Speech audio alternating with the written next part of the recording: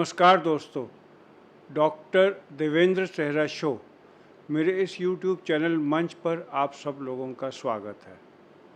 आज की मेरी टिप है जो मैं आपको एक चीज़ अपने तजर्बों से बताना चाहता हूँ कि ज़िंदगी में शोहरत और कामयाबी पाना चाहते हो तो चुप रहना सीखो। चुप रहना एक बहुत बड़ी नियामत है, एक गुण है जो एक इंसान में होना चाहिए।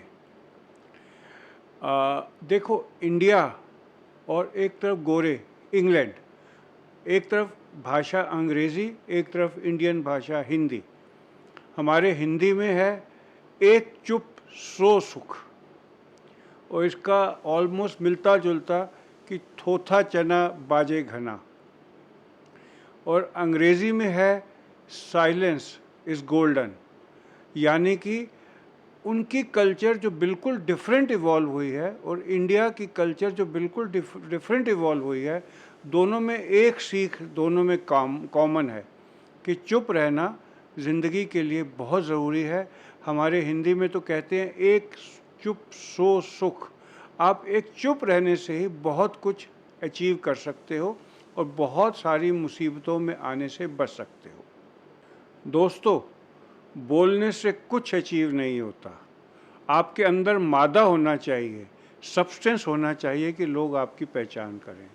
अगर कोई सोशल गेट टुगेदर में MS धोनी चले जाएं, अगर अमिताभ बच्चन चले जाएं, शाहरुख खान चले जाएं, ऑटोमेटिकली उनके खामोश रहने पर भी भीड़ वहीं इकट्ठा होगी और आपके पास नहीं आएगी।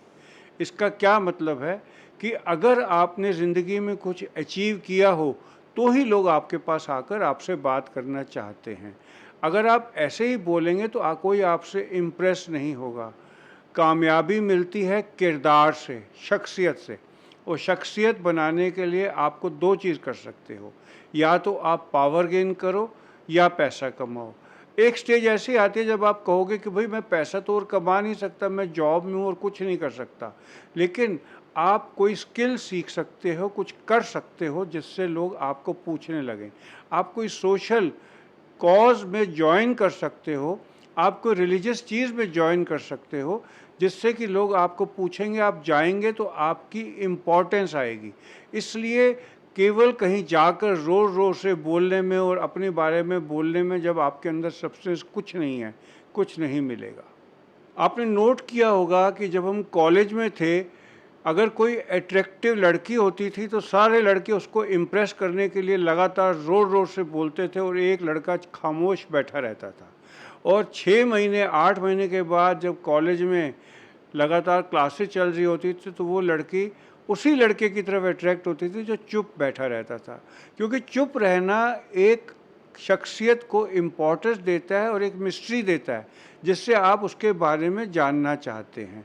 और जो अगर आप बोलेंगे तो उससे वो बात नहीं आती।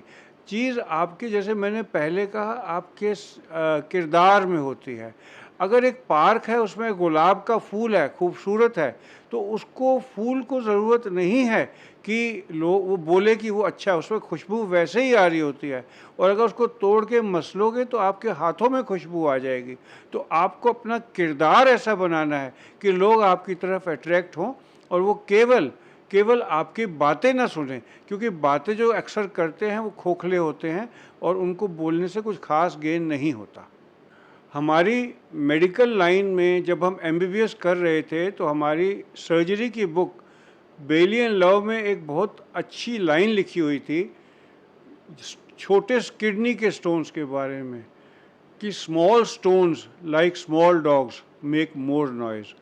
जितना छोटा आदमी है वही ज़्यादा बात करता है, जो भर जाता है वो बड़े पेड़ की तरह खामोश रहता है, और जो खामोश रहते हैं उनके मैनरिज्म और उनके चुप रहने से ही लोग उनकी तरफ अट्रैक्ट होते हैं। आप नोट करेंगे कि आप जाकर किसी भी सोशल गेट टुगेदर में या वैसे बोलने की कोशिश करें तो आपकी सारी एनर्जी इसमें निकल जाती है कि मैं क्या बोलूं, कितना बोलूं, और उससे आपका माइंड इसी में लगा रहता है और क्रिएटिव काम नहीं कर पाता, और उससे आपको कोई ख़ास फ़ायदा नहीं होता।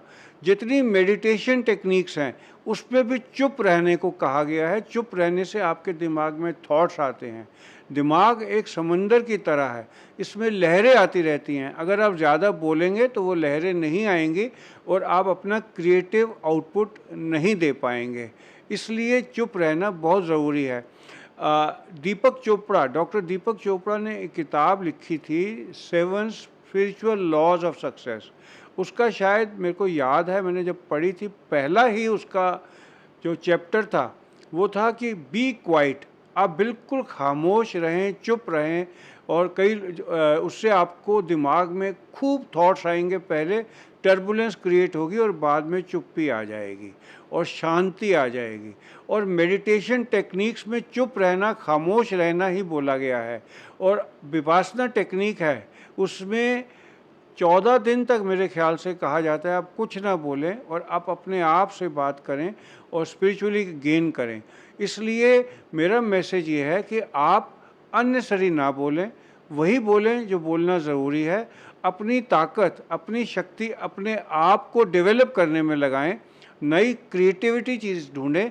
और अगर आप फॉर्मेटिव ईयर्स में हैं तो कोई ऐसी स्किल ढूंढें जिससे बाद में आपका नाम हो और आपका कमाना अच्छा हो। तो मेरा ये आज का बस यही टिप था कि खामोशी ज़्यादा अच्छी है, जो चुप रहते हैं वो कमाल करते हैं। और मैं चाहूँगा कि मेरे इस तरीके के अपडेट अगर आपको पसंद आते हैं तो मेरे चैनल को सब्सक्राइब कर दीजिए। मैं जल्दी ही एक नई टिप के साथ आपसे फिर मिलूँगा। शुक्रिया।